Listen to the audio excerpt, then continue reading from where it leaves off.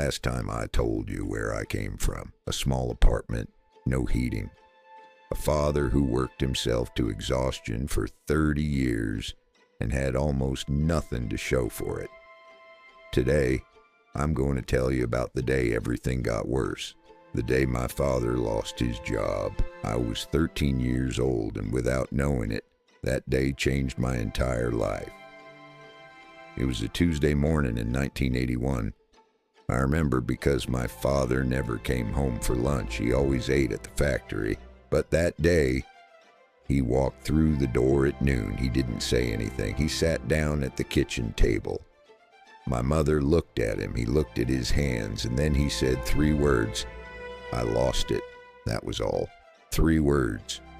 But in our apartment, those 3 words were like a bomb going off in slow motion. What followed were the darkest 6 months of my childhood. My mother started working a second job. My father spent his days sending letters to factories across the city.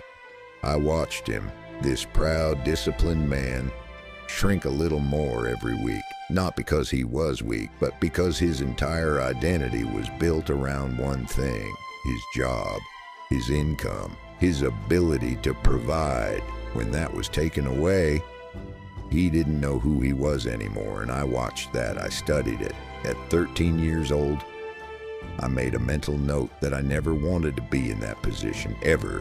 One source of income, one employer, one decision made by someone else, and your entire life collapses overnight.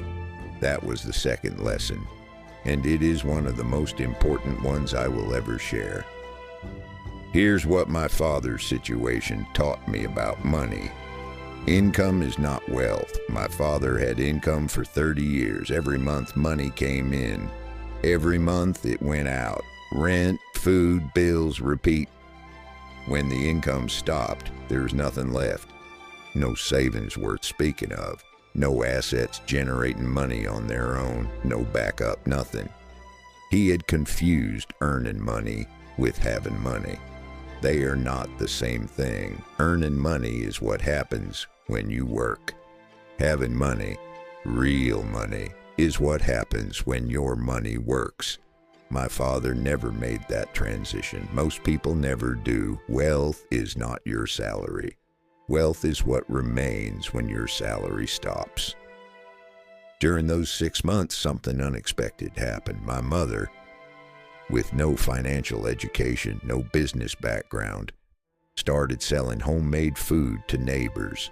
Small things, bread, pastries, things she made at 5 in the morning before her first job.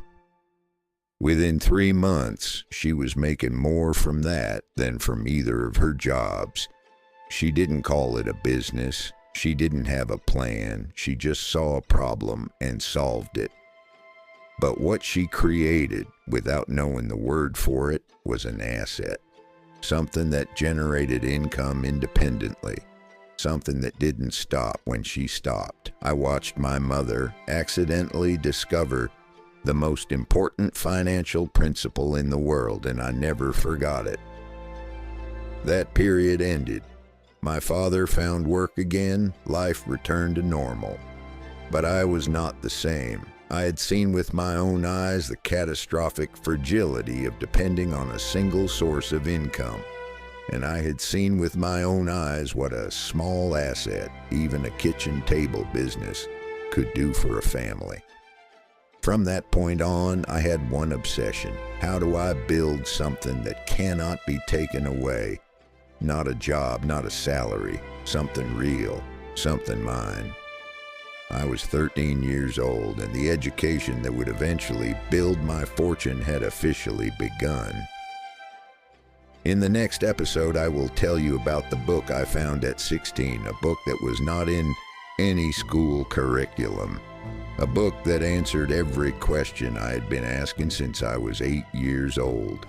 It cost almost nothing, and it was worth everything.